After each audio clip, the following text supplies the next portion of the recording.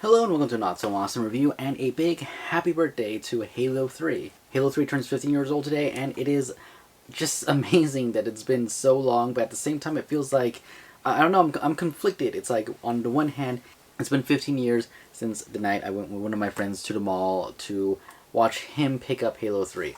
I picked it up the next morning. I had it pre-ordered somewhere else, but I went with him to pick up his copy of Halo 3, played in a tournament, and just have had so much fun with this franchise, with this game, with Halo 3 in particular, probably more than any of the other ones. I feel like Halo 3 for me came at a very special time. I was still in high school and was able to be, more free when it came to how I spent my time, and being able to play video games all night, basically just not care about really anything else going on, and just enjoy this game to its fullest, and just multiplayer and everything that happened with this game.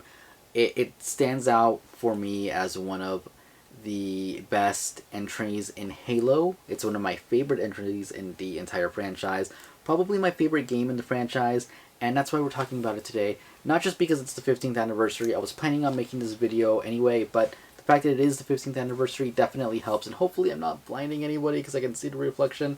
But yeah, anyways. I want to start off talking about Halo 2, because if we're going to talk about my experience with Halo, I feel like we need to go back to Halo 2, to the ending of Halo 2 specifically, because of how it ended. We all know that kind of frustrating feeling at the end, getting towards it, seeing Master Chief arrive towards Earth, and hearing him, "Sir, finishing this fight," and credits.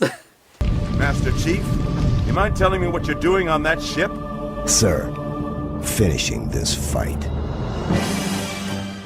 And I'm sure for a lot of people it was very disappointing. Now, I've been with the franchise since the beginning. I do want to point that out. So, I've been there since Halo 1. Halo 2 was the very first game I actually ever pre-ordered. I was very excited for it. I had an envelope with the receipt in there. I would put my money in there to save up, because I think it was, I want to say $90 for the limited edition. Could be wrong, but I'm pretty sure it was $90. I saved up for it. I remember going to get it, and again, beating it, and just seeing that, finishing the fight, epic music, and nothing. Credits. And it just ends. And of course, there's like that ending cutscene and everything, but it ended there. And we would have to wait for a while, which kind of sucked. I mean, we had the multiplayer to keep us busy and everything.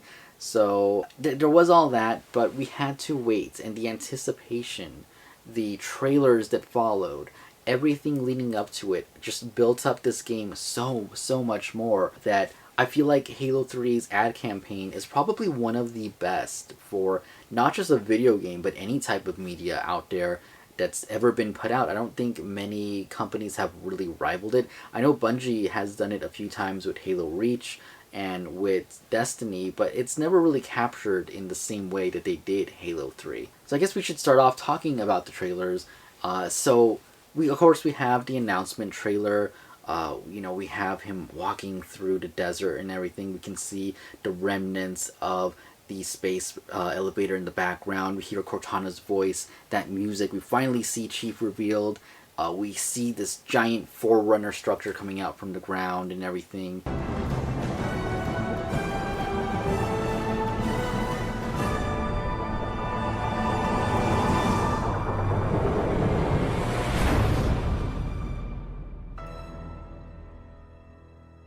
This is the way the world ends.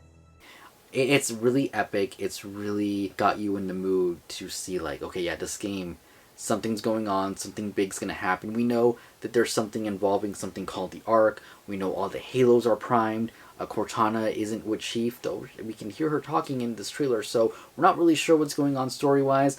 The Elites and the Orbiter have teamed up, which Orbiter apparently was very polarizing in Halo 2. I didn't know this because all my friends liked the Orbiter. I remember that first night of Halo 2, getting to the Orbiter level and being excited and disappointed that my friend had to go home and I had to go to sleep for school, because school was the next day, and having to wait to play through that level. But yeah, it was exciting seeing, okay, we're gonna play as an elite, this is amazing. Apparently people didn't like that, and Bungie heard that, and is one of the reasons why we didn't get Orbiter playable in Halo 3. Very disappointing, honestly. But yeah, there was so much left off in Halo 2, and getting this announcement trailer kind of just stirs up, like, okay, what's going on, what's happening. Then we get the Super Bowl ad, the Starry Night trailer that people absolutely love. The beginning of it, you wouldn't even think it's Halo. Maybe someone up there was wondering what it's like here. I guess. Do you think we'll ever meet them? I hope so. Don't you? If you didn't really know about it, just these two kids in a field talking and everything. Then we have that explosion, the helmet, Chief kind of getting up and putting the helmet on. We don't see his face, obviously. We never see his face, and it's something that I think in the franchise it's very important that we actually don't see his face. But then we get introduced to the bubble shield where he throws it down, there's a giant explosion, he just runs up and jumps into a giant group of brutes, and it's just like, what is happening? This is so epic. The CGI trailers, the little announcement trailers, these little teasers we were getting were good, but nothing compared to the 2 live action things we got. So first of all, we have the Believe campaign, which is really one of the reasons why I think the hype for Halo 3 was so big. The Believe campaign really hyped up Master Chief. It really brought him to a kind of, I wouldn't say mystical level, but just it gave you so much hope in him. They were trying to convey that in the trailers, and you can see it by the way they were shot, the way they were telling a story here of Master Chief, of how much the individual soldiers in the game believed in him. They knew he was coming. They knew that he was there. He was fighting with them. He gave them hope, which honestly, if Believe wasn't the tagline there, I think hope probably would have been a good alternate, but Believe is definitely the right word for this entire campaign. We have kind of a documentary style few trailers there with some soldiers recounting where they were during a certain key battle, talking about enemy weapons. One of my favorite ones that definitely stands out is where the guy is outside. They're walking in a forest, they go to a tree, and they're talking about this is where we were. We found out Master Chief wouldn't be able to rendezvous with us until morning. We had to go dark. They turn off all the lights, and we got word the Covenant was out here hunting us, and that Master Chief wouldn't be able to rendezvous with us until dawn, so we had to go dark. Talks about what was going on and everything. They really build that atmosphere and that kind of just helplessness they must have felt waiting for the Chief to arrive, and that being the thing that kind of kept him going throughout the night, knowing the Chief was on his way, which again just elevates kind of his story, his legend, if you want to say that, in the eyes of you, the viewer, and everything. What happened then? For 7 hours, we couldn't do anything but be still and listen to them hunting us.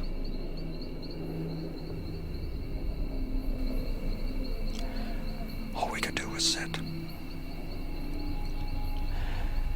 and wait for Master Chief. And of course we have the giant monument, the giant Halo John 117 monument, the Believe monument, whatever you want to call it, that they actually did make. It is a very real thing that was on display for a very long time apparently at Bungie. I don't know if they still have it on display. I heard that they took it down to move, but I don't know if they ever put it back up. It was made with foam, made by hand, looks amazing. We have that whole cinematic trailer where we're going through and showing bits and pieces of things going on. We even, one of those other earlier Believe campaign ads showed one of the soldiers talking about where he was and kind of pointing out himself inside that little monument, inside that little diorama. When Master Chief armed his grenade, I was in the back of an overturned warthog firing an M41. And just the trailer for that itself was done so well. Which is funny because I read on a website earlier that apparently the director wasn't happy with it because it didn't showcase the massive scale of this monument. Back in the day, you could go on Bungie's websites and you'll be able to kind of explore the whole thing, see it in kind of a 3D environment. Nowadays, that's unfortunately gone, which sucks because I remember looking at it a little bit. My computer wasn't the fastest back then, so I don't think it loaded well, if I'm remembering correctly, but I did go through a little bit of it, and it was really nice, really cool to see. Again, the trailer is amazing. Getting to see that last shot of Chief, he's like activating a grenade, he's being held up by a brute and everything. Everything looks hopeless, and he kind of just looks at that camera, and you're like, oh shit is about to go down. Another thing that made those trailers so epic was just the way they talked about Chief. And one of them, they asked, where's his grave? And they're like, well, we don't really know, but we had a ceremony for him over there. It was symbolic. There was nothing in the casket because every single Spartan is considered MIA, which is true to the lore of Halo. Every Spartan is considered MIA. Nobody is ever considered KIA. They're all missing in action because Spartans never die. So it could be said, but no Spartan was ever killed in combat. So the ceremony was tribute more than a burial. Doesn't look like much. The chief told me once that no soldier should be honored for doing what is expected. Do you believe that? I did, and I still do. And just made you think, oh shit, is Master Chief gonna die in a giant battle? Are we gonna get a giant battle? What is gonna happen here? And it was very exciting, very like, what is going to go on in this game? Now, true to form with these live action trailers, none of that happened. We didn't get a giant massive battle against a bunch of brutes. There was no trenches or anything, which would have been really cool to see. Don't get me wrong. I would have loved to see a bunch of trenches fighting the Covenant, going into like a helpless looking battle and just kicking the hell out of some brutes' ass and everything. But we didn't get that. It's fine. I'm okay with it. I'm at peace with that. I don't really mind it because just the ad campaign itself, amazingly done, well done. Not only that, leading up to the release of the game, we also had the Halo Landfall kind of, I guess you could say, mini-series, if you want to call it that. It was just a series of short trailers where we see Marines getting ready, we see weapons being made, we see some ODSTs go out in the field, fight some brutes, trying to recover some piece of equipment, talking about how they can't, retreat until Chief breaks through, which you're wondering, okay, what's going on there? And then the ending of it, we find out, once we play the game especially, we find out that it's kind of a prequel, it's a setup. This UNSC soldier is aiming his little laser at the Chief as he's falling down from space so they can get his coordinates of where he's falling. Target acquired. That's it, we got him. Recovery team has his coordinates. Touching down soon. Fall back. Fall back.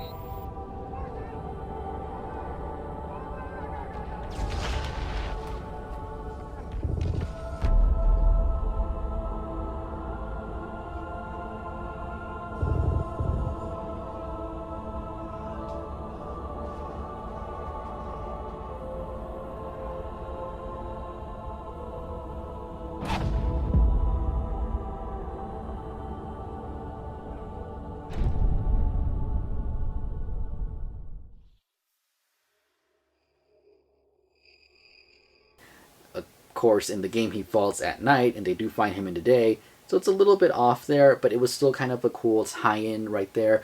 The CGI wasn't the greatest, especially for the brutes, but it wasn't bad for the time. Live action Halo, that was really, really well done, and it just kind of made me really wish they would do something live action. That wish is still there because reasons, and like I said, something really, really cool live action, not... Yeah, but there is some cool live action stuff, but it's not related to Halo 3, so we're not going to talk about it. But then there's other stuff that's not cool, and we're not going to talk about it either because it's not cool. But anyways, the trailers very much brought the hype, and I think for me, the best one, or not the best, but the one that got me the most excited was definitely the cinematic trailer. The trailer where we finally got stories. I don't want to sound like a YouTube React channel or anything, but I can definitely say hearing the Prophet of Truth say those words in that trailer, you are all of you vermin. You are, all of you, vermin. Cowering in the dirt, thinking, what? That you might escape the coming fire?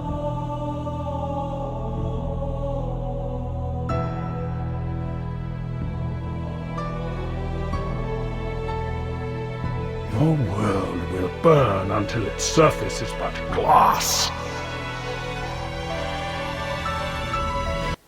Hearing that, it gave me chills, it got me super excited. I must have watched that trailer over and over a few dozen times at least. I was so excited for Halo. I had it pre-ordered and everything. I had the legendary version pre-ordered at Best Buy, which I was organizing my little game collection here, and I forgot I had this, which is the Halo pre-order your copy today legendary edition. Fortunately, I opened it because this was sealed in the thing, but I opened it because I put a copy of Gears of War 2 in there, so I don't have the case for Gears of War 2. But yeah, it just was. If you went to Best Buy, this is what you got. September 25th. Doesn't say the date, but 2007. Yeah, shows the back of it and everything. I believe it was a $5 down payment, and you pick this up and you take it to the cashier, and you got to take this home with you, which was awesome. They actually did it again with Halo 3 ODST, which I have right here as well. Again, this one was open because I had Bioshock in there, I think. I did buy the case for Bioshock, so now this is empty. But I'm actually really happy I kept these and didn't like throw them away, didn't throw the art away or anything, because they are kind of cool little, I don't say collector pieces, but just little cool things to have in the collection. I've been really getting into collecting things for Halo 3. Funny enough, I just bought this not that long ago because I'd never had a regular copy of the game just straight on right there. So I picked that up. I've been picking up some more Halo 3 merchandise, and that's kind of my goal, is to build up Halo 3 and possibly 4, because I do really like 4 for what it is, but you know, that's not the video today. Today is Halo 3. So I do want to go over the versions of Halo really quick, just so we can kind of get that out of the way and get more back into the memories portion of this. But, of course, we have Halo 3, the regular version. Each version came with a poster, which I will, you know, open this up.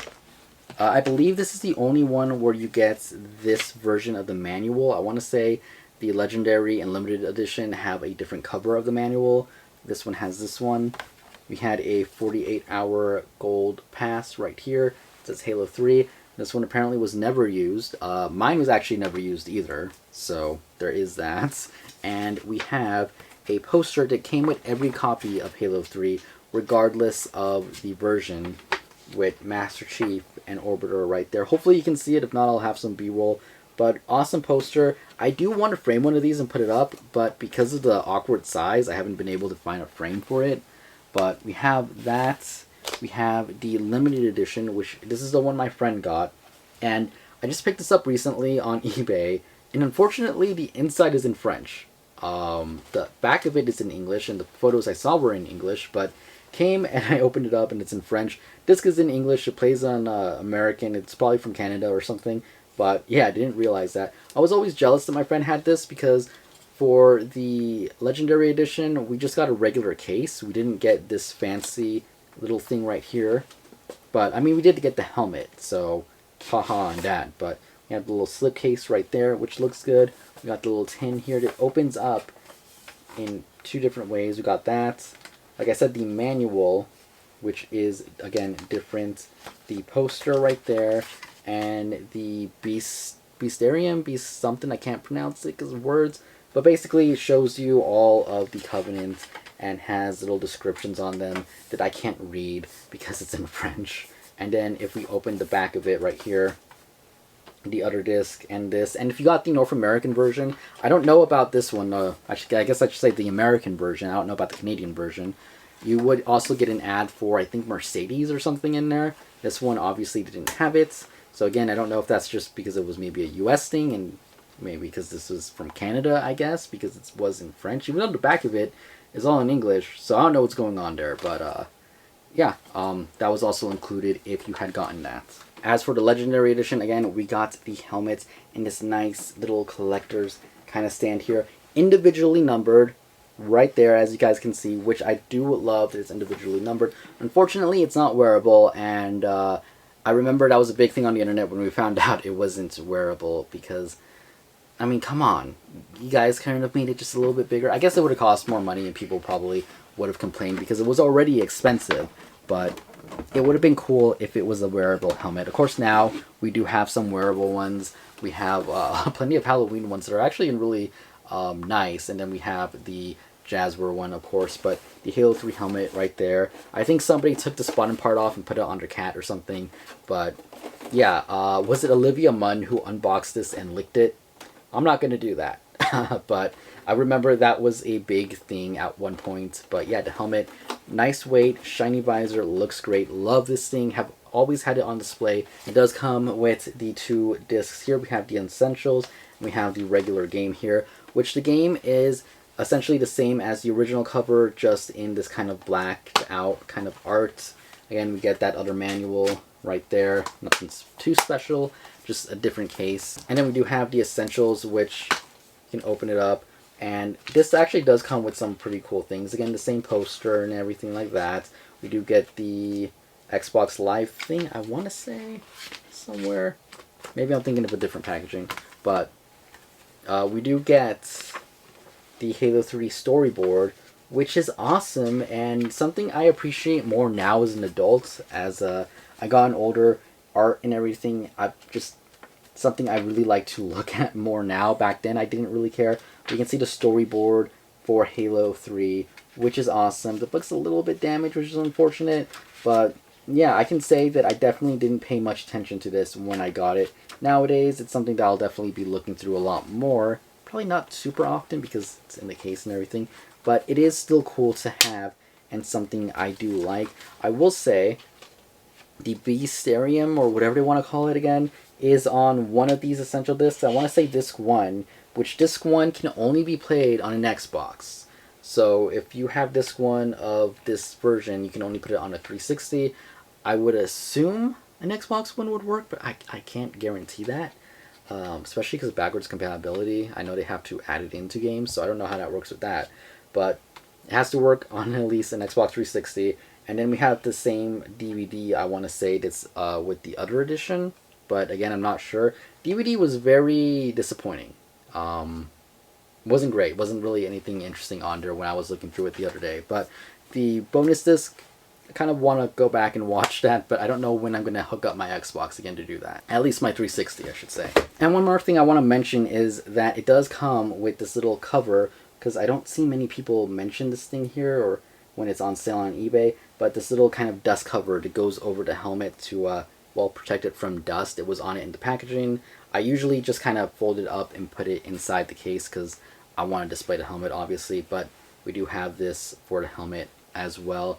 And just taking a quick look at the box, this thing was massive. You can see how big it was, especially when you compare it to, I can't pick it up. I was going to like hold the 360 box so you guys can see the difference in size, but I actually have the power brick in there, so it's pretty heavy to do one-handed. But you can see here, big beefy box, which if you opened up, reveals the giant Halo 3 right there. Looks awesome, looks great. We have basically a poster of Master Chief under there, which I did have hanging in my room at one point. Wouldn't mind putting it back up again, but I don't want to damage anything. But yeah, this thing, massive. Kept it. I actually usually have it displayed up here, just because of how big it is. Takes up a lot of room, but it's still cool to have nonetheless. And next up, I want to talk about the Halo Edition Xbox 360, which this is the box for it. It's seen better days, but it's still intact. It looks great. I absolutely love this. So, going back to Halo 1, my friend came back from a vacation with an Xbox. I didn't know what Halo was. I wasn't someone who kept up with systems or anything back then. I didn't get gamer magazines, basically. You know, I knew there was a PlayStation because we had a PlayStation. I had my Super Nintendo, I had my Sega, and apparently PlayStation 2 was coming out. I think I had already played it at my friend's house, played Dragon Ball Budokai with him and everything. I want to say, I could be wrong, but yeah, I want to say somewhere around there. And then the Xbox. My friend came back from vacation, like I said, with an Xbox, and he had Halo, and I played it there, and I loved it. It was fun. It was interesting. It was very different. It looked so good, and this giant, like, hunking machine just sitting there on this floor while we played was like, that thing is amazing. I told my parents about it. I told them, you know, can I get one for my birthday? And I got one for my birthday. Fast forward a few years later, Halo 3 is coming out. We're getting closer to the release date.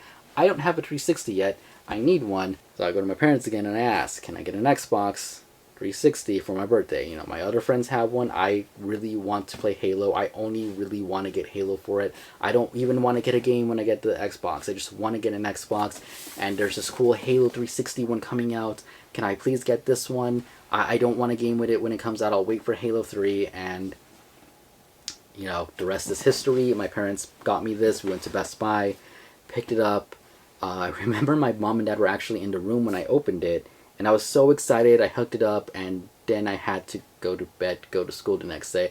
At least I think I did, because my birthday just so happens to always have been, at least back then, I think they've changed it recently, but it was always like the first week of school, which was disappointing. But I got this Xbox, absolutely loved it. My friend always made fun of it and would say it's ugly, but I think he was just jealous because this thing is beautiful, honestly. It comes with a green headset, it comes with a green controller, and it comes with the Xbox itself, which of course I have right here. And you can see they did try to emulate Master Chief's visor with the little eject disc and the CD tray there, and the hard drive, and the fact that it says Halo 3 on top and everything. We have the Halo and Bungie logo right there. A little scratch, unfortunately. It happens.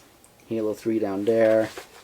Xbox 360. And what was cool is this was one of the first Xbox 360s to have the HDMI port in the back, which meant it was a more updated model, but it wasn't the updated model with the better chipset that didn't red ring. So unfortunately, a few years into this Xbox life cycle, it did red ring on me, but thankfully it was still in the time of the 360. So I sent it into Microsoft and they sent it back working. So it does still work. All the gameplay footage you'll see in this video later on was actually captured using this Xbox, so it still works. I'm not going to use it that much. I'm only going to use it when I really need to, or I'm feeling nostalgic, because I don't want it to break again or anything. I feel like it's still probably possible, but for the most part, yeah, it still works, and I'm proud of that and very happy about it. And lastly, before we get on to more memories here, I do have this Halo 3 Are You Ready card. I don't even know where I got this. It could have been Game Crazy, it could have been GameStop.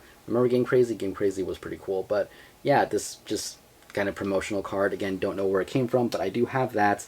And of course, the Halo 3 soundtrack, because it is just so good.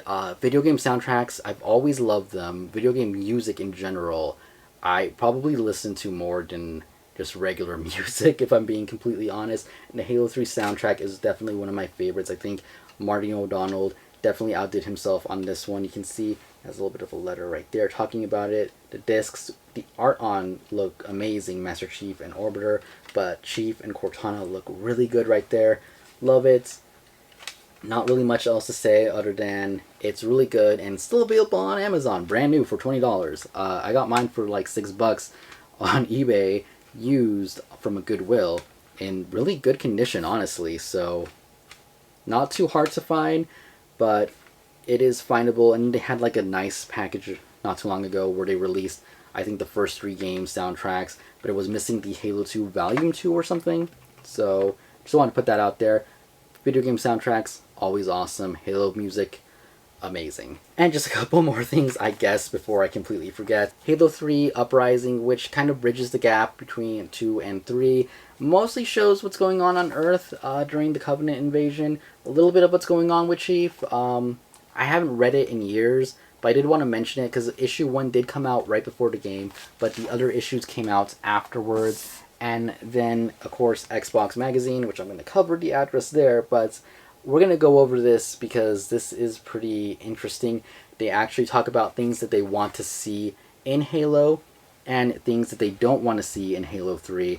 And it's kind of funny when you read through it, some of the things that they want, which actually did make it in the game, and some of the things that they didn't want, which in my mind is like, why wouldn't you want that? But we'll get into that pretty soon. We're going to, just put this aside for right now and talk more about the memories of Halo 3. We're going to talk about the stories, my experiences with it, and we'll see how things go. Hopefully I don't ramble on too much. So going back to September 24th, 2007, it is the night before Halo 3's launch, and me and my friend go to the mall. We're going to be waiting for the game to come out. Like I said, he pre-ordered it at GameStop. I had mine at Best Buy, so unfortunately I didn't pick up mine until the next morning, but I went with him because they were having a Halo 2 tournament, and we both entered, and I did make it to the semifinals.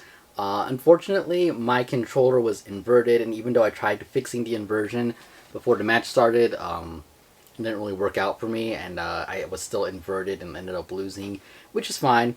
It happens. But I do remember the tournament, and it was a lot of fun. A lot of just people having fun, cheering, being excited. I remember when I made it to semifinals, the guy with the sword came up to me, slagged at me. I saw him lunging towards me. I had one more kill I needed to get. I think somebody else was like 1 kill away too. So I got my grenade, stuck him as I died. He dies after me, and I get the win. And it was just so like, oh my god, yes. I was so excited about it.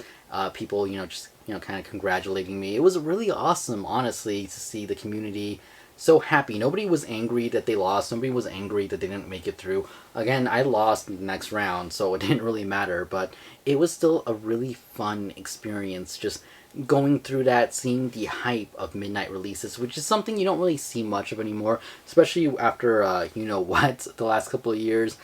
We don't really see midnight releases or anything happening too much, or that kind of level of excitement for Halo 2 or Halo 3 even, just out there in the world, which is kind of disappointing. I have been to a few midnight releases since then. They've never been up to that level. I guess Halo Reach was a little bit up there, but not too much. Not at least to the same level as Halo 3, I should say. And even when I went to the midnight release for my PS4, it was a little bit dead. It was just people waiting in line. And then of course for the Xbox Series X, they didn't have one. You just went and picked it up, which understandable. But I remember that. I don't actually remember getting the game in the morning, funny enough. Want to say that my mom probably went to go get it for me, because I'm pretty sure I had school the next day. It's 2007. Was still in high school. Was at the end of high school, but was still in high school, so I had to go to school. And I want to say I came home and the game was there, but I honestly don't remember. I want to say that's what happened, though. Either way, I got the game, played it, enjoyed it. I remember just the beginning of it, the music, seeing Chief come down, hit the ground hard and everything. It was so good. Seeing Johnson in like such better graphics and everything. Think again, this is Halo 2. This is from Halo 2 on Xbox to now we have Halo 3 on 360. These are next gen graphics. Everything looks so crisp, so clear. Obviously not compared to today, but back then it was so amazing to see just the evolution of everything. Seeing Johnson there, seeing the Marines, seeing Chief. I remember my friend saying, man, they just keep making Chief's visor shinier and shinier. It was just funny because it's true. His visor just kept getting shinier and shinier. And then we get Orbiter right away, right there in the beginning of the game. Chief kind of like, with his gun and everything, that little confrontation right there. And then us teaming up with him throughout the rest of the game, which was awesome. The first few levels, I wouldn't say are my favorite. Definitely not. The ones where you're on Earth, they were bad, but I don't know, I feel like I expected a little bit more. I wanted more chaos, I think, than anything. It's an invasion. I want a little bit more. I want a little bit more battle. But for what it was setting up, it wasn't bad. We knew that the Covenant found something under New Mombasa. They were uncovering a Forerunner artifact and everything. We saw that humanity was definitely not in the best position. It seems like we're losing, and it's just a race to kind of be able to take down all this anti-air so that our ships can go in and try and stop Truth before it's too late. And in those first few levels, we're introduced to some cool new things, like the Mongoose. The Mongoose and Mongoose racing was so big in Halo 3. It was like the new cool vehicle. The racing was so amazing. We had the people in the rockets in the back, Mongoose. I forgot what it was called, but where you went around with the Mongoose rocket. Oh, man, I can't remember the name of it. If anyone else does, just let me know. But I think it was Rocket Racing or something. And it wasn't Rocket League for sure. But yeah, you drove them around. You had parties of 2. You are either driving or you're on the back with the rocket launcher. And you're just basically rocket launchering everybody around while you drive around a Mongoose. That's basically it. It was fun. It was amazing. I absolutely loved it. And I absolutely miss it. I remember making racetracks for it in Forge and everything. Great gameplay, great just kind of subgenre of multiplayer right there. Never got the Mongoose Mowdown achievement, unfortunately. One of the ones that I was definitely bummed I never got, especially since we had an achievement match. Remember achievement matches? You get into the lobby of a multiplayer match and somebody would start shouting, achievement match, and people would sometimes ignore them. and there was those rare times where everybody was like, yeah, achievement match, achievement match. So we would find out, okay, what achievements do you guys need? What achievements do you need? And I remember one of those times was Mongoose Mowdown. We had like about 2 to 3 people get it before someone decided to be an ass. And there was always that one person. There was always at least one in every achievement match that was like, I don't care, I'm going to kill everybody and cause chaos. So by the time it got to my turn, well, they were there causing chaos, and I never got the achievement that way. I never got it the regular way, so one of the ones I'm sad to say I never got Mongoose Mowdown. I wish I did, but it is what it is. And then we're also introduced to the Brute Chopper, which, if you have issues driving the Warthog, which I don't, honestly, but if you have issues with that, oh boy, the chopper is so slippery, so flippy and everything. It's fun. I do enjoy it. I'm not a big fan of I want to shoot up, but because the angle isn't there, I can't shoot up, but you can move the thing to shoot up, but it's not going to shoot up because you're there. Yeah, it's an okay vehicle. It's cool. It's awesome. It's something really cool for the Brutes. And Jazzware's like, what are you doing? You guys are putting out vehicles left and right, and you haven't gotten us a Brute Chopper yet? Like, come on.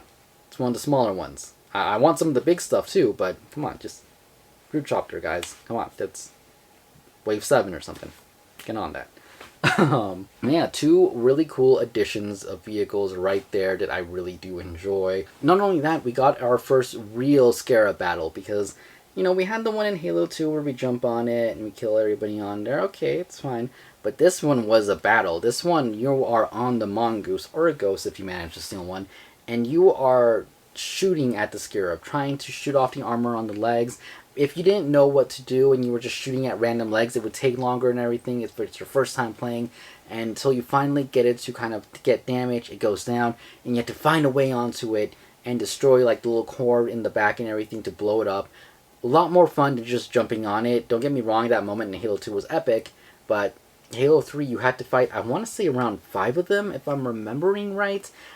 2 of them at once, which is such a good scene, great level. We'll get to that in a second, but having to take down that first Scarab, it felt like, okay, this is a pretty big, grand battle. This is pretty awesome. We get to that awesome cutscene of all of the ships firing at Truth Ship and everything. The only thing missing from there would have been a really cool aerial battle. Honestly, if we had gotten some cool CGI scene of like all the ships engaging Covenant ships and not just firing at once, I think it would have been more epic. But it was still cool to see. We see like the whole thing come up, shoot up, all the ships kind of lose power and are start going down and everything. They get back up, they don't crash, but we see that giant portal open and you're like, what just happened? You know, what's going on? What is that giant thing in the sky?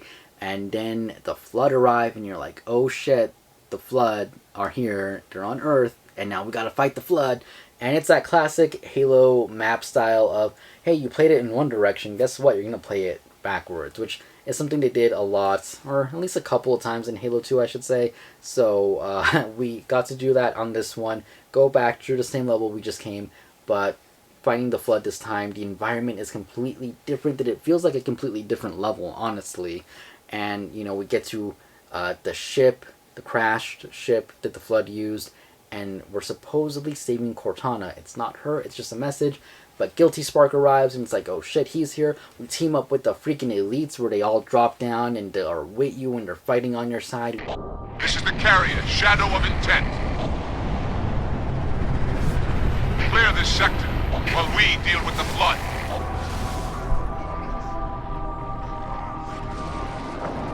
Which, again, at this point, we've only had Orbiter with us. Now we have the entire kind of elite army on our side, backing us up, fighting the Flood side by side, which is awesome. And then we get the most cinematic scenes for the game, which is sad to say. I mean, don't get me wrong, they were great. I loved the entire kind of cutscene between Floodgate and the Ark. That entire long cutscene really does set up a lot. But it just kind of makes me, at least nowadays, feel a little bit more, I don't know what the right word is, but missing what Halo 2 did. Because Halo 2 was very cinematic. They crammed a lot of story into it. They showed so much into it. Side stories and stuff. We got to see truth and stuff going on there without actually having to be there. And this one, it was really just wherever Chief was is where the story was. And it's a little sad because it would have been nice if they expanded the story more.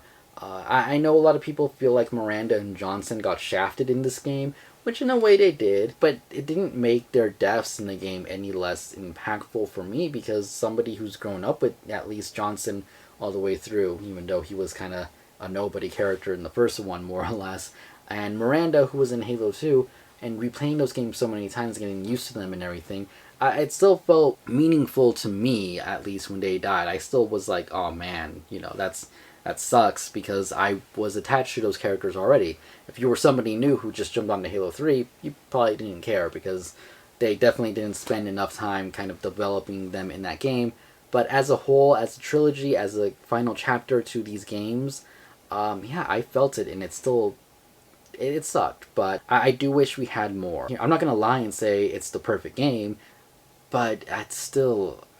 It is. It's one of my favorite ones. It just is. Moving on to that, we have the Ark, and the Ark levels, the first time playing them, felt so massive. The entire first level, when you just touch down on the Ark, you're looking up in the sky, and you're seeing the galaxy up there, and it just looks so good, so amazing. It makes you feel like you're so far away from the universe, from Earth, from everything that's going on. And we get like a good little sniper thing, a lot of vehicle stuff, a lot of tank heavy stuff, which some of the best dialogue from having the tank in that part of the game. And then we get another map room, which is pretty cool. It's very similar to the Silent Cartographer. Of course, we do have another Scarab battle there. Want to mention that one. But yeah, we get that map room, which is very similar when you're going down it to the Silent Cartographer until you actually get to the control part of the map room, but then it's very different. And you still have to fight your way out, which is cool. Very good level design. I honestly really like that level, though sometimes I don't feel like replaying it because I feel like it's so long. It isn't though, but it feels it. And I think it's just because the first time I played it, we were so lost. We had no idea where we were going, what we were doing, looking for the place for the Dawn to land and everything. Very Titanic-esque music in that area, by the way. I don't know if it's just me, but it sounds it with the violins and everything. That's the vibe I always got from that. But the tank part, loved it. Tank beats ghost. Hunter! Stop that crazy son of a bitch! You're awesome! Tank beats hunter. Tank beats everything. Oh, man! I can do this all day. And then the next level, the Covenant, where we're taking down the Covenant once and for all, which is amazing. It makes the game feel so short in a way, especially because we have 2 full levels after this. But at the time, you don't know that's going to happen. You don't know what's going on. You just know, okay, we need to stop True from activating the rings, and we get a flying vehicle, a human flying vehicle. We get the Hornet, and it is so awesome to have a human flying vehicle. Not only that, we get the Spartan Laser, which is a fun weapon, only used like twice in that game, which is unfortunate because, again, it's pretty fun. I remember, especially multiplayer, like anytime you saw that laser on you, you're like, oh shit, gotta move, don't want to get hit by it. But in the campaign, we only get to experience it twice in that level, and then when you're fighting Guilty Spark. So, kind of sucks, but if you save it for the right occasion in that level, it's definitely fun. I used to tend to kind of use it in the beginning to take out the Wraith, to take out the Gunner and everything. Now I use it later to take down the other Shade Turret and the other Wraith and try to take down the Brutes in their little machine, which, by the way, other vehicle, the Brutes have their own version of the Warthog and the thing that the Covenant, the Elites had. I forget the name of it, but that thing, it's alright. I wasn't a big fan of it. It's cool. Another thing, make one of those Jazzwares, and the other one, the Covenant one. But that level, once you get past taking down the barriers and everything, is really, really fun. It's one of the best moments in Halo 3 for me, and one of the best moments in Halo. You make it to that part after with the tank and everything, and you can get on the Hornet, and you have to fight 2 Scarabs at once. I count 2 Scarabs. Repeat, 2 Scarabs. After that, you have to make it into the control room. You're there with Orbiter, and we get that cutscene. Johnson is being attacked by the Brutes. They're trying to force him to activate the rings. Miranda is there. She gets killed while trying to save Johnson and doesn't do the greatest job. Honestly, that's going to play that a little bit more epic, but still amazing nonetheless. And then just the best part of that entire thing is having the Flood jump down in front of you and just like them telling you like, don't fight us, we're gonna lead you safely to our foe. And it's just like we're fighting alongside the Flood. Do not shoot, but listen. Let me lead you safely to our foe. Only you can halt what he has set in motion.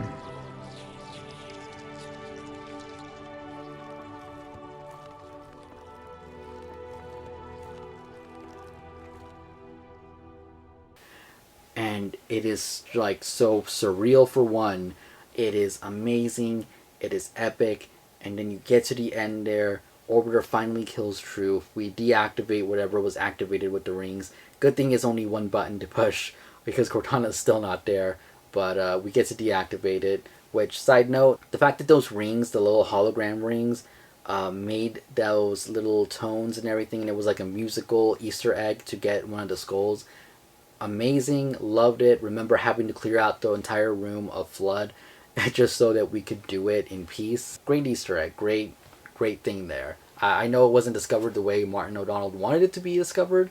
I think it was discovered by somebody putting it in their computer and finding the code because they were too impatient to wait for somebody to naturally discover it, but it was still cool to do. Anyways, we get betrayed by the Flood. We get that iconic back-to-back shot of Master Chief and Orbiter. Of fate you must abide. Betrayed one villain for another.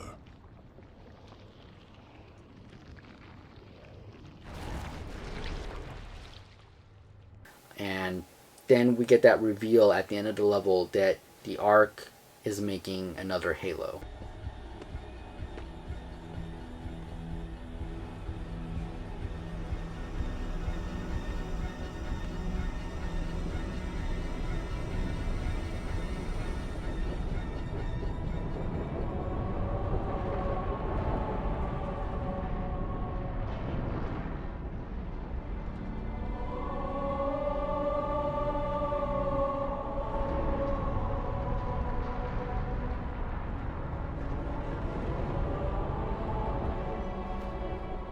Replacement. The ring you destroyed.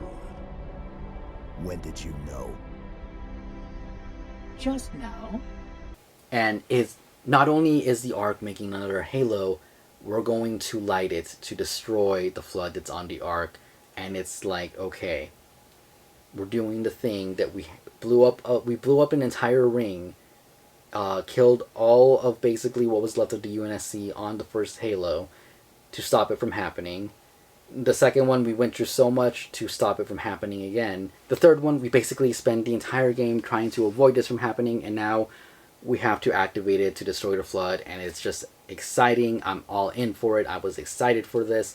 We have to save Cortana first, and we have to do it in High Charity, which a lot of people I don't think like that level. I actually enjoy it. Usually when I replay Halo, if I just want to play like the ending of the entire campaign, I'll usually do those two last levels because I just enjoy it for some reason. It's a little creepy. It's not the nicest looking level, the way the Flood has taken over High Charity and everything, but I like it. It's fun. It's great. I know a lot of people hated the whole Cortana messaging and kind of talking and slowing down the game. Same thing with the Gravemind doing the same exact thing, slowing down the gameplay by talking, kind of giving that tunnel vision. Annoying, yes. Annoying for me to complain and say, oh, this is horrible, I can't play it because of it? No, not at all. Honestly, I like the cryptic messaging. I think it was done well. Yes, it was a little bit annoying at times, but I don't know, I just never had an issue with it. At least not how other people kind of frame it to be like the worst thing ever. I thought it was alright. It wasn't horrible, I guess you could say. But, you know, we save Cortana, we get a few callbacks to her first game. She has the index. Now we're going to activate the ring, which, when we touch down on Halo, is amazing. I do want to mention, though, very nice artwork for a couple of those cutscenes. Obviously, I feel like they didn't have enough time to do an actual CGI thing in the back, and they just left some concept art there, which kind of sucks, but I guess it is what it is. They did their best, and I commend them for it, because they did an amazing job. But yeah, when we arrive on that ring, it's like everything you've played since you were a child. I don't know how old I was when Halo 1 came out, probably 11, 12, somewhere around there. Growing up, getting older, like it's everything you've done since you were a kid, since you've been playing this game, and now here you are as a teenager, and you are back basically on a remake of the same ring. And you step out into the light, there's like that giant light, and then you can see the control room up there, and it's just almost exactly the same as the other one. Not quite, but very, very similar, and just all the nostalgia kind of hits you right there. When that chapter, it's called Full Circle, and it really is full circle. And it's like, okay, we have to fight our way up to the control room, past the flood, and activate the ring. Of course, we get the betrayal of Guilty Spark there, and then we get the epic conclusion of the Warthog run. My favorite Warthog run in the entire game. I feel like all of them do kind of have one. Halo 2, not so much. We more or less have a Banshee run, if you want to call it that. Halo 4, there is kind of a Warthog run when you're escaping the Didact. And then we get that cool level at midnight. Halo 5, we get that kind of more of a foot run towards the end. And Infinite, we do get a kind of a Warthog run. But none of them beat Halo 3's. Halo 3's, the music, the fact that everything's falling down around you, it's just so epic. The Flood's trying to stop you, the Sentinels are trying to stop you, everything is attacking you, everything is falling apart, and you're just driving your way to the dawn and trying to escape, and then getting the ending and saying that maybe Master Chief didn't make it. They're doing a memorial for him. We don't know if he lived. I remember after I beat the game the first time, same day, probably within the same hour, I went back with my friend who hadn't beaten it and two of his friends that had beaten it, but he hadn't. And he kept saying, I bet you guys $5 he dies. I bet you guys $5 he dies. We went through the game. He saw that cutscene, and he's like, see, I won. And we're like, no, just wait for the credits. Wait for the credits. The credits roll by. We get that whole ending, which was done so well. Chief going into a cryo sleep. Basically, the same way Halo 1 started is the way he's ending, in a sense, where he's going back into cryo sleep to wait until they're found and everything. The Flood, it's finished. It's finished.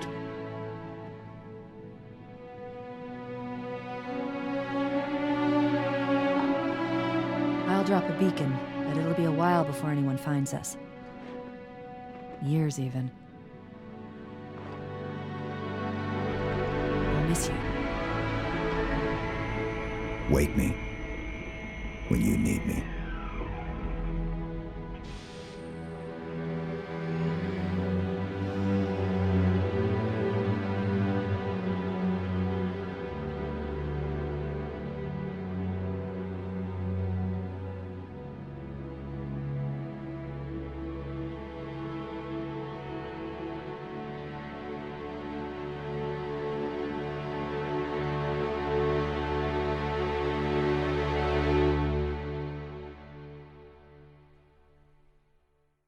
A very bittersweet ending right there, honestly.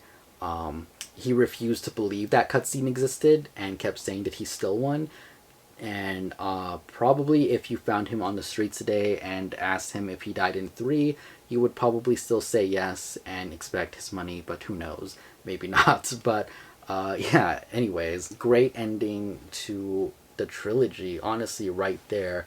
Of course, Halo 4 coming out later. I feel like Halo 3 did kind of plant the seeds for Halo 4 a little bit, not too much, but the Didact and the Librarian are mentioned in the terminals. You can read those throughout there and learn a little bit about them.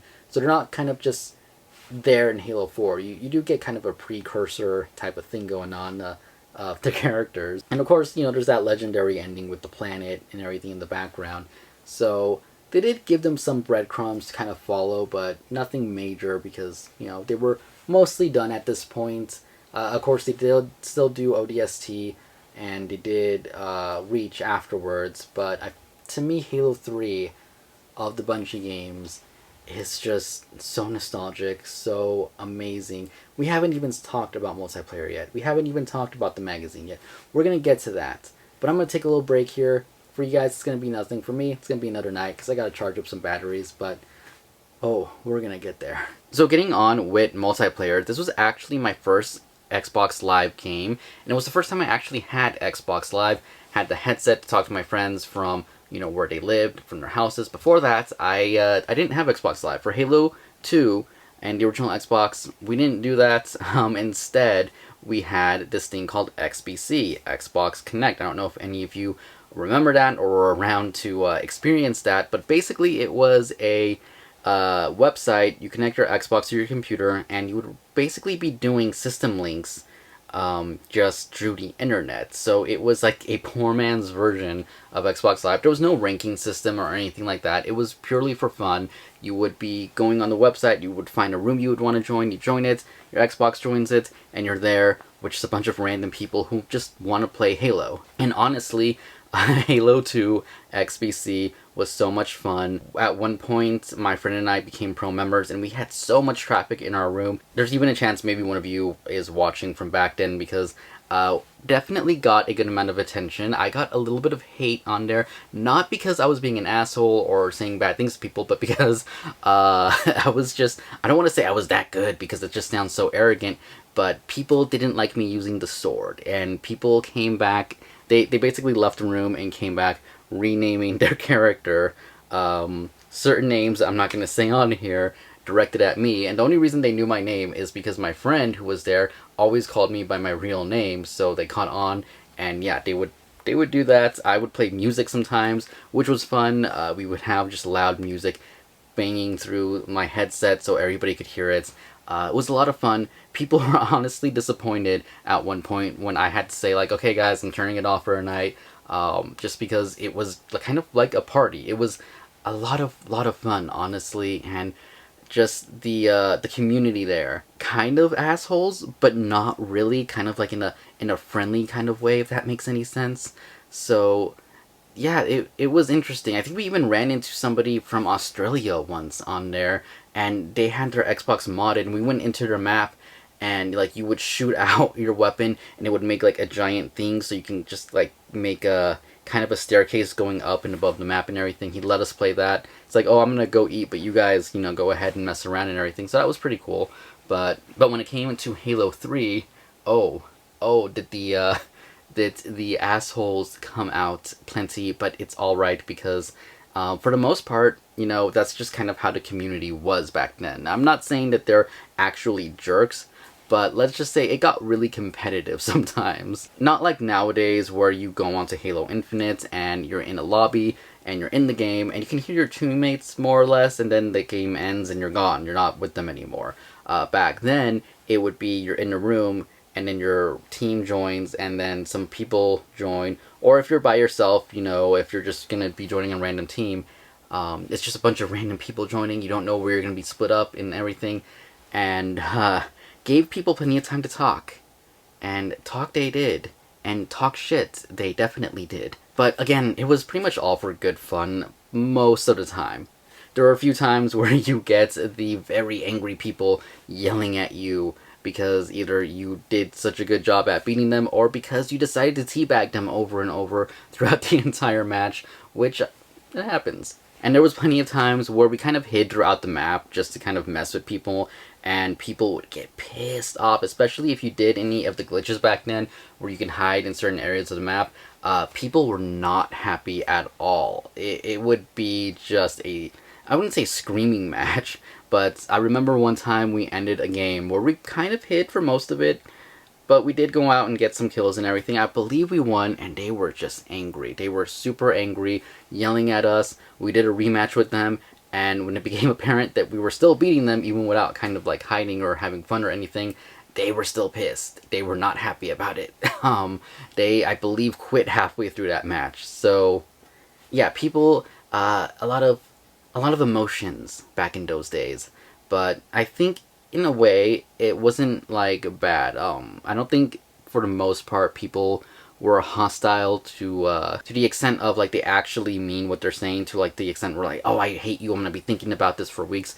It was more of just fun and games, I guess you could say. It was just, oh, you suck, you're horrible, you're, like, whatever, I'm gonna blah blah blah while I'm like playing the game, you know. But it's just kind of how it was in those days. It wasn't just Halo or anything. It's like basically most multiplayer games back in the day during the 360 time, but it was fun. On that note, one of my favorite ones was Free For All Oddball.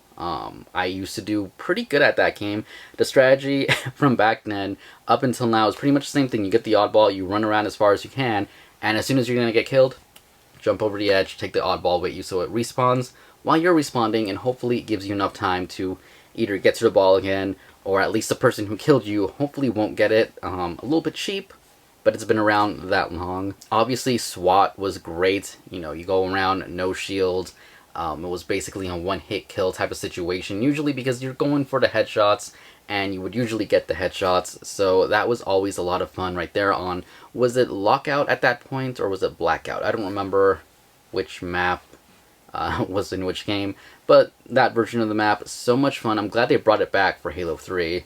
It's definitely one of those classic ones right there. And just basically anything in team doubles, I used to play that with my friend, and we would do pretty good. Honestly, I'm not saying we're the best. I want to say I made it to just below Brigadier General as the ranking. I believe that was the name of it. Unfortunately, Bungie kind of got rid of all of those stats and everything. I would have loved to have gone back and just looked at all that stuff, but unfortunately, like I said, it's all gone. And I want to say that we just made it to around there, and we could never just break the ceiling. We could never get past that little, what is it, like level 41, 42 area. At least in either it was that one or it was for me free for all. I know that I hovered around there and couldn't just break that little ceiling to get to another rank or anything, which kind of sucked, but it was fun while it lasted. It was a lot of fun going around, just playing with friends, having nights where you would basically stay up all night, try and be a little bit quiet so, you know, the parents didn't hear, and just, you know, play Halo. Nowadays, it's something that doesn't really happen, at least for me. I'm older, all my friends are grown-ups, so they're all busy with work, kids, different things and whatnot, so we don't really get a chance to play multiplayer games or anything like that, and I don't even get a chance to play many games in general. I have the time, but I try and invest my time in more productive things. Not that video games aren't, you know, productive, I guess, in a way. It's definitely a good thing to relax and sit back and play just whatever your favorite video game is. But for the most part, I'm either trying to get a video done, a review, edit a review, work on a few other projects that I might be announcing at some point here. It's just I want to try and be as productive as I can with the time that I have. So I unfortunately have to take a step back with the video games sometimes, even though I have like 3 new ones I got like this past week that I just really want to sit down and play. I guess that's just like the reality of growing up. It's been 15 years since high school, it's been 15 years since Halo 3, and sitting down and just having nothing else to do, not a care in the world, you know, not having to worry about what's going on politically wise, what's going on, you know, financial wise or anything like that, no health crisis or nothing, just me, my Xbox, and a headset and my friends just playing. And it's just one of those times that it's definitely, for me, I'm gonna be looking back on being like, yeah, those were good times. I'm not gonna be like, oh, I miss stats, I wish, you know, times never change, because times need to change. But it's still one of those, like, yeah, those were really good, fun times. If that, you know, I don't know if I'm doing a great job of explaining that, but I hope you guys know what I mean. On that note, I do have about a clip, maybe a couple of clips I'm going to insert so you guys can see some multiplayer stuff that I did get off my Xbox. Unfortunately, most of my saved custom stuff is gone. I think I mentioned it already in the video, but, you know, my Forge map's basically gone, which sucks. A lot of the clips, very anticlimactic. I wish I had saved more stuff, to be honest, but I do have a set of photos that we're going to be going through in a second here. And just really quick, here are some clips from multiplayer. This one, I was glitched on the map, and I added it because it's the only Forge map that I have, like, a video of, just because I guess I was glitched, I decided to take a video. And you can see it was the maze map from the indoors. I really like this map, and it's just unfortunate that, again, hard drive wise, it's just gone. I don't know where they went. I couldn't find any of them, but did want to show that one off at least. Then here we have a double kill that I wasn't expecting that I guess I recorded. I like it. It's cool. There we go. Double kill. Awesome stuff.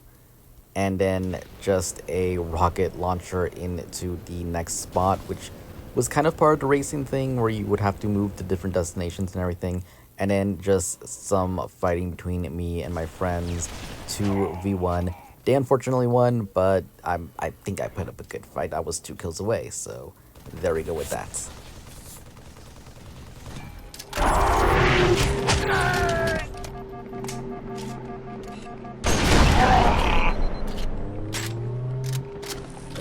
But I did want to mention Halo 3 ODST because it's not its anniversary, but it did come with the Halo experience, I guess, multiplayer experience. So this too in its collection, and I completely forgot about this, basically had, I want to say every single map, all 24 Halo maps, Halo 3 maps, and you would only need this disc if you just want to play multiplayer, and it's kind of replaced putting in the Halo 3 disc to just using this, though at this point in time I feel like Halo 3 for us was dying down. Firefight was amazing with ODST. It was so good. I forgot about Sergeant Johnson being part of DLC. Apparently I did redeem this code. I have to go back and like see that because I just completely forgot that it was an option. Yeah, again, 48-hour pass I didn't use. 12 months of Xbox Live. Halo Reach. Multiplayer beta. But yeah, just wanted to, do a little bit honorable mention to ODST. I don't feel like I'm probably going to have enough to talk about, like, a video on this one. I do like ODST. I remember when it was still going to be Halo Recon, and when it was just going to be DLC, and we didn't really know what was going on, and they changed the name and became its basically own standout game, which, although it's called Halo 3 ODST, kind of felt more like a Halo 2 type of thing, but fun game. Not really much else to say other than good times on this. Firefight was amazing. They should really bring that back. Honestly, they really should. But I feel like I've rambled on a very long time here. So we're going to get on to some pictures, which I have them here on my iPad. Put them on the screen for you guys to see. So the first one here, just a cool sniper shot. Really nothing impressive. I just really like these kind of scenes like this next one. That's me as an elite. I know that's me because of the logo on the shoulder. I always had the wolf with the yellow thing in the background. The shields are coming back up, but I always just liked that kind of energy effect. Made me think very Dragon Ball kind of stuff. Let's see, another sniper shot. The same sniper shot. Same sniper shot. Apparently I really liked it for some reason. Probably because I know who I was shooting here, and I was like, haha. But anyways, let's see, moving on from that one. Here we have, just again, another cool, my shields are recharging, but it's just a cool energy looking effect. And this is probably the best shot of my Spartan you're gonna see, unfortunately, because again, when I went into my Xbox and looked at my custom character, it was missing a lot of the armor and everything, but my color scheme was that nice light blue and white. Here we have the ODST helmet, which looks really cool. I have another version of me that we're going to see in a second with a different helmet, the Scout helmet, I think. This photo, I remember we spent a good 10 to 15 minutes trying to get this jump just right. So this is 3 of my friends on the Warthog on Covenant, and we're basically just jumping over a cliff. We're driving over a cliff, and we're all jumping out at the same time, and we got this really cool shot that, honestly, I really like it. To us, it always looked like something that could be promotional for the art, and like in the background or something, like in the back of the box, they could put this picture or something. Really love that shot. Nothing else really to say there other than I might make that my computer background for a while. This next one, this one basically describes what I meant about us hiding. So I forgot the name of this level, but you can see the blue guy. This is Team Doubles, I believe. I don't think we were ahead. I'm not really sure, but we decided to hide behind these crates right here, and that laptop is made like perfect height that if you're crouching behind them, if you're walking straight in that direction, you won't see anybody. If you look in the right angle, you will, but you can see this guy on the other team didn't see us, they didn't notice us. This is one of the times where when we were done, those people were pissed off. I'm sorry, I was a kid, but you gotta admit, it's all fun and games, and it's pretty funny just to see this shot right here. We could have taken him out, obviously, right here. My friend is aiming at him, but we didn't. So, at least we didn't kill him, I guess. And it's not like we glitched out the map or anything. It's just, we're just hiding in a very funny, obvious spot. I don't know, I just really like that photo. Let's see. More abstract kind of photos right there. Another abstract type of photo. Let's see. Jumping and taking a ghost. I just thought this was a funny shot just because of the way when you're like kicking somebody off. It's just so ridiculous. It looks so crazy. You can see I do have, I believe, again, it's the scout helmet. This is probably my favorite look for my armor right here. I'm going to the next one. Here I am kicking the guy off. He has the Hayabusa armor. All action figures that Jazzwares needs to make, by the way. If you're going to keep making random Spartans, please make some of the Halo 3 ones, especially since we're at the anniversary. I mean, you're late for it, but Wave 8, come on, do something like this. It'd be cool. Anyways, here I am with the ghost upside down. Just thought it looked cool. This one right here, I don't know who won this battle. I don't know if I killed this guy, if this guy killed me. I'm sure it ended up with us hitting each other and not shooting, but it looks really cool. I really like just the angle of like my character looking kind of up and to the side, him looking straight down at me. It's just a very cinematic looking shot. Really love it. Another one that I actually just might make that with my wallpaper instead. Next one, just got it at the right angle during an explosion where it looks like the whole map is exploding. Nothing really special, but still thought it was cool at the time. Getting killed while falling off of the ghost. A cool jumping shot of me. I'm actually impressed of the quality of these photos. Like if you zoom in, it's not that great, but like at full screen and everything, they're really crisp and really nice. I forgot the name of that map too, but I really liked it. Let's see, nothing special there really.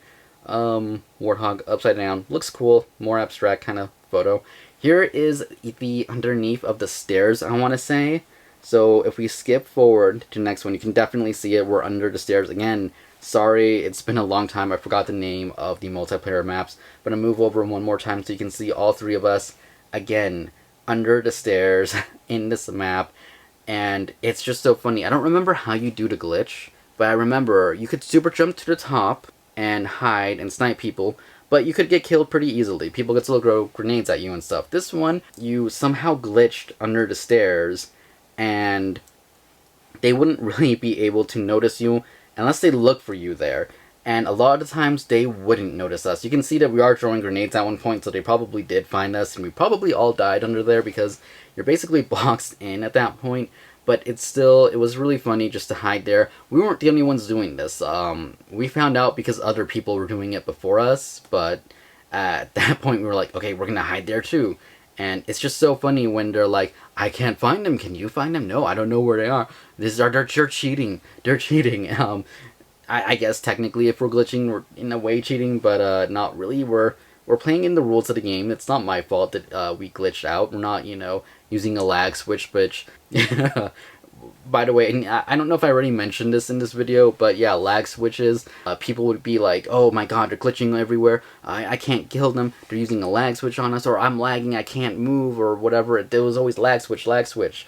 It's just bad internet, guys. It was just really bad internet, but people could not take, you know, losing for an answer, so it would always be lag switch. Next up here is a ridiculous map with a bunch of those things that shoot you everywhere. I think it would spin around and we would just throw explosions and stuff. And I know there is a photo here with the ghost coming up. Really like the shot too. Love that they gave us that giant soccer ball for some reason. Don't know why, but it was still cool. And again, I really like the shot. Fun map. Unfortunately, I don't think I have it anymore. Here's one of the Mongoose maps. I think the goal here was for them to try and hit me. I don't remember. But if we fast forward to the next photo, they definitely cleared me, so they did not hit me, so I survived, I guess. And there they go, off into the distance. And unfortunately, those are the only photos I have. Thankfully, I have them. I'm glad I have them. I downloaded them a long time ago, and funny enough, they were on my PSP memory card, of all places. I turned on my PSP not too long ago because I bought a new PSP game. Unfortunately, I forgot that my disk drive doesn't work on there, but when I was looking through the photos and everything, I found the Halo folder, and I was like, oh shit, I completely forgot I had those. So that was exciting to go through. But yeah, multiplayer, a lot of fun. Next up, I do want to talk about the Halo magazine here before we wrap things up, just as a fun little bonus so we can see what the people at the Xbox Live magazine, is it Xbox Live? Xbox Official magazine, what they wanted in Halo and what they thought about it. The first thing that's here, let me get to the right page. So the first thing here is the teaser trailer breakdown, where they go over everything. We're not going to read any of this because I don't really need to. I don't know if they're interviewing Bungie here at some point. Chief's armor is dented and scratched and beaten, given the Mjolnir's armor's legendary toughness. You can only imagine what it's been through to reach this condition. Some astute, observant, I can't read apparently, observant fans have noticed a couple of aesthetic differences above and beyond the damage. Maybe we'll explain those, maybe we won't. You'll find out if that even matters in 2007. I don't think we actually did find out any of that. It's just the armor. But let's move on from that.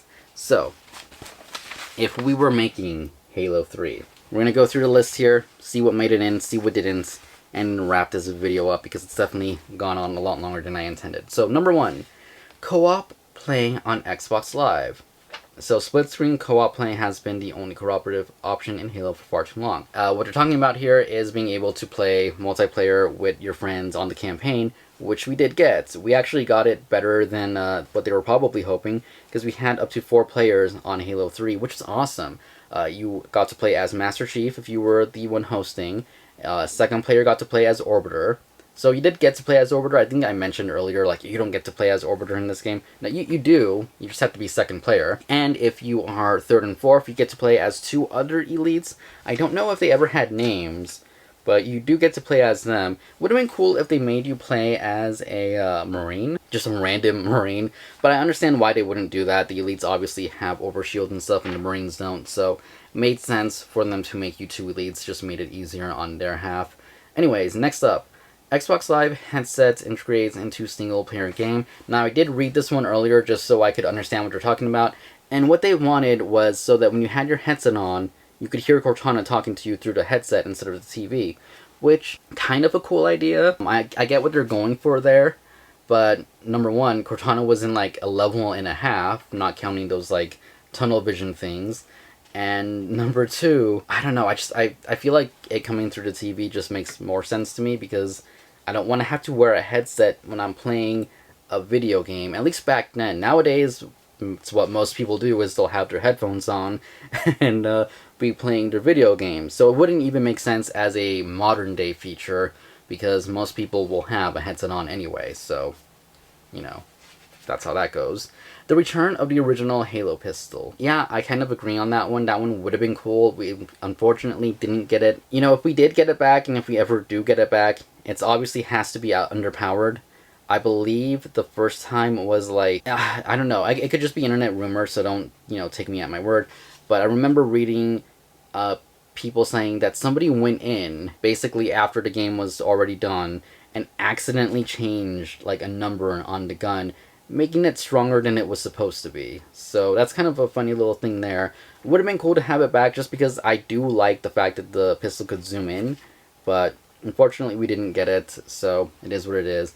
A player controllable Pelican in multiplayer mode. I mean, it's a cool concept, but when I really think about it, unless you have it like where it can shoot people down, or you have like such a massive map where you're carrying people from one end to the other, I don't really see the practicality of it. That said, I would love to have a massive map where it would be funny to be able to carry like your entire team in the Pelican and try dropping them off somewhere randomly behind enemy lines before getting shot down. That would be cool, but I don't think that would have been possible in Halo 3 anyway. So next up we have an unlockable Brute character, which honestly would have been really cool to be able to play as a Brute in multiplayer and everything.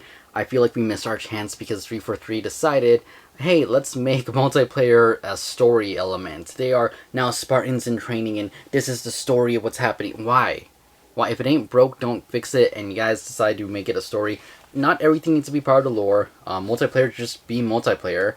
They've made it more difficult to introduce elites, basically. They could just say, hey, these elites, they're with Orbiter. They want to train with you guys, and they can pop them into multiplayer, I guess that way, but they would definitely want an excuse for it, which is just dumb, because just put them in there. And if they wanted to add something like a playable Brute, well, now they have to come up with a reason on why a Brute would be training with a future Spartan. Again, if it ain't broke, don't fix it, and multiplayer does not need to have a story mode, especially for Halo. Anyways, the ability to save clips of your incredible multiplayer moments. Yeah, that was added in. That is Good call on whoever decided to do that mechanic. And they went above and beyond, because not only can you record and take photos and see what the other players were doing throughout the match, you can basically zoom out and watch everything happen from like an overhead view. So they did an amazing job of that, honestly. The theater mode and everything, perfect. A motorcycle and sidecar, which is basically a mongoose. So in the way they got their wish, though, in that photo it does look really ridiculous to see. If this was what they were picturing, it would look like shit, and I would have hated it. Probably not. They would have, bungeed it up. But I think the mongoose is definitely a perfect alternative.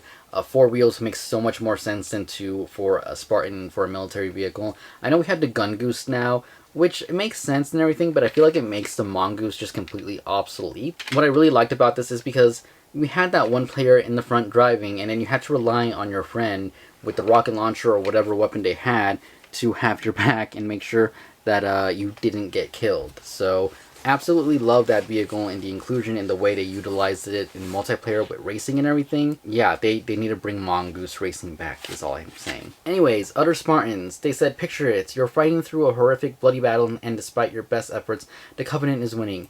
Fellow Marines are dropping left and right, and you're barely alive. And then, out of nowhere, a voice comes over your voice comm. Master Chief, it looks like you could use a hand. And through the flames, licking off of a burning ship, ember, blah, blah, blah, blah. Words are hard. I'm an English major, this is sad. Emerging 3 other surviving Spartans to play alongside you for 1 level. They're like readers of the Halo paperback, know that Spartans exist, and blah, blah, blah. No. And there's one main reason why I say no. Don't get me wrong, I love Blue Team, and I love Blue Team's inclusion in Halo 5, but this is too much in that kind of MacGuffin type of Holy Grail. I don't know if that's the right word, but it's too easy for that. Especially when in none of the games we have any clue that there are any other Spartans. You're kind of led to believe that you're the last of your kind with the advertising and everything. But even if you're not supposed to be the last of your kind, unless other Spartans were introduced throughout the series, to make it so that you're in a losing situation, and then all of a sudden, hey, here's these Spartans that just happen to be free and able to fight with you. No, because it takes away from the danger. It makes it too easy. It's not a good storytelling method, period. It's a cheap way out. I don't like it. There's actually a word for it. There's a word for it, but I cannot, remember what it is exactly. But it's just that kind of, hey, all is hopeless, but here's this thing that you didn't know what was gonna happen, that was never mentioned in the story, but now we're all saved and it's fine. I keep thinking Lord of the Rings is a good example, but it's actually not, because it was set up that Gandalf would return, and he was looking to recruit the men for Rohan, so, that made sense. It wasn't out of left field, blindsided. No, we knew he was out there doing something and he would be coming. Like, it bugs me that I can't think of an example right now, but if you guys understand what I'm talking about, yeah, it's storytelling-wise, it is very cheap, very unnecessary. I'm glad that didn't happen, honestly. Dual-wielding energy swords, honestly, I don't see the point. It's cool and all, it's a cool idea, but at the same time, we don't really need it. The return of Blood Gulch again. Was Blood Gulch in Halo 3? I want to say it was. I feel like it's in every Halo, but I honestly don't remember. Again, I don't remember the names of the maps of any of them. But anyways, what shouldn't be in Halo 3, which I feel like is very controversial in my opinion, especially from this magazine that's from 2006, but nonetheless very controversial right here. So we're going to skip the first one because it's the most ridiculous one. Next one is Master Chief's face. I agree. Master Chief's face should never be in any of the games. It just is what it is. I think most people kind of agree with that. He should not be taking off his helmet. If, other companies are listening to this, he should not be taking off his helmet. Putting up with the Orbiter. They don't want you to pal around with the Orbiter. They said it's a sci-fi cliche. I think it's hilarious because it's the first thing you do on Sierra 117 is you buddy up with the Orbiter. I think his inclusion in the story is very important, and it makes sense that him and Chief are the ones basically taking down the Covenant at this point, especially with what Truth and all of them did to the elites. It makes sense that he, wants to get back at them. Playable Orbiter. I read this earlier, and it says it's because the last level in Halo 2 you played as the Orbiter and they wanted to play as Chief. I agree with that part of it. I wanted to play as Chief for the last level. I wanted there to be one more level where you played it as Chief, but stating that as your reason on why you don't want a playable Orbiter is really dumb. I think it would have been cool to actually have some extra levels with him in it, especially, you know, when you split up on the Covenant, when you go take down your part of the energy shield, the barrier, and Orbiter goes to do his, it would have been cool to be able to play through that part as the Orbiter as well, as just like an extra bonus side mission or something. Yeah, honestly, I would have enjoyed it. And I think it's funny because nowadays I think people miss the Orbiter. People wish you were able to play as him in Halo 5 instead of Locke. So it's kind of funny how things have flipped around where we want the Orbiter, where is he? I guess back then people were mad at him at Halo 2. Again, I did not know this. I enjoyed his story. I enjoyed playing as him. I didn't realize he was so polarizing, but what did I know? So the next two I think are the dumbest ones to write in here. More Halo Ring Worlds. And it says that they want to play more than 2 levels on Earth, which we did. But it's called Halo. Why wouldn't you expect another Halo in this? And, you know, we don't have Halo for most of the game. We're on Earth, and then we're on the Ark. Then for that last level, we get Halo. The reveal that there's even a Halo there to be on is, first of all, done really well. It's one of my favorite parts of the game. I already talked about it. And the fact that you do essentially go full circle makes that ending so good. It really does wrap everything up. You go from wanting to activate it in the first one to finding out, oh, this is a bad idea, to the rest of the first game you're trying to stop the activation of Halo. Halo 2, you're basically trying to stop the activation of Halo. Halo 3, you're trying to stop the activation of all of the Halos, only to have to activate it yourself in the end. Yeah, I think that's storytelling done well. I think excluding Halo from Halo 3 would have been bad, in my opinion. I mean, the only games from Halo that kind of excluded it were Halo 4, where we just see it for a second, and Halo 5, where we just see it for a second. And although I like Halo 4, I know a lot of people still have issues with that game, and pretty much everybody still hates Halo 5. So you can see how that went without having a Halo in it. But the dumbest one, and I wish there was a name here. I guess it'd be rude to call whoever did this out. But dumbest one is the Flood. They did not want the Flood. They said that unless they are writing a soliloquy to the purpose of humanity, that there's no reason for them to be on there. That they should be playing shuffleboard on vacation from the Halo universe for the 3rd chapter. Which is the stupidest thing, in my opinion, that you could say, oh, we don't want the Flood in there. They also wrote that they just ran past them in Halo 2, which, were you playing on easy, I guess? Because, especially if you're playing on Legendary, it is very difficult to run past them. There are parts where you actually have to just sit there and fight them. I think you're making shit up here, guys. But the Flood are important to the story. They are very, very not... you can't take them out of it. Especially the way Halo 2 ended with Cortana on High Charity with Gravemind. Yeah, we need to see the Flood again. How would you be saying, oh, we don't want to see the Flood? How would Cortana get out of there? Like, oh, the Flood left while you were gone because there was no one else here to infect. I guess maybe that would have been their logic if they were writing the story. Thankfully, they didn't write it. If anything, I feel like the Flood was underutilized, and I wish we had gotten a Gravemind boss battle on High Charity instead of destroying those 4 generators. It would have been cool to have the tentacles of Gravemind trying to like smack you while simultaneously destroying High Charity or something like that. Just having a chance to actually fight the Gravemind and not just kill him or blow him up and then blow him up again, I guess, would have been really cool, but we didn't get that. Just my opinion on that. But next up, I just want to mention there is a Halo graphic novel sample platter, which for the most part it looks alright. Some of the art in here is honestly really, really good, like the preview art they have in here and everything. My favorite thing here is this Master Chief Cortana photo, which I honestly would frame that if it wasn't in the magazine, but no way to do that without ruining it, so it's gonna stay as it is, like that. But yeah, that's pretty much that on Halo 3. I'm not really sure how to wrap this video up, aside from saying that, first of all, if you've made it this long, thank you. You deserve a round of applause yourself, because this video definitely got out of hand much longer than I intended it to. I wanted to do it so differently, but I don't have enough time to do it how I would like it, and scripted content is always so much harder for me to be able to do. So we got me ranting in front of a camera for like over an hour, which is crazy in itself. But yeah, Halo 3 is just one of, again, my favorite games. It's one of my most played games ever. It's definitely my most played Xbox Live game ever. I don't think I've logged hours in any other game more than I did with Halo 3. Even when I played Battlefield a lot, it definitely didn't come close to that level of Halo 3.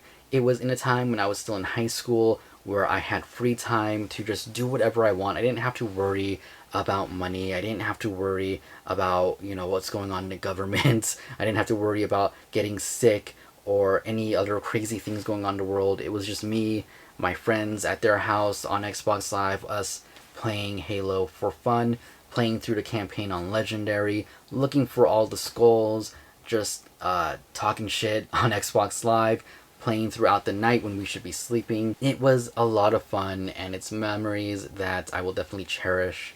It's one of those very big gaming moments to me, and it's all because of Halo 3. Don't get me wrong, Halo 2, plenty of memories and having fun with that as well, but the fact that I had Xbox Live and the fact that you could do co-op in the campaign with your friends made it so that it was more of a community thing. Especially with my cousin who lived hours and hours away, we finally got to play games together because of Xbox Live, because of Halo.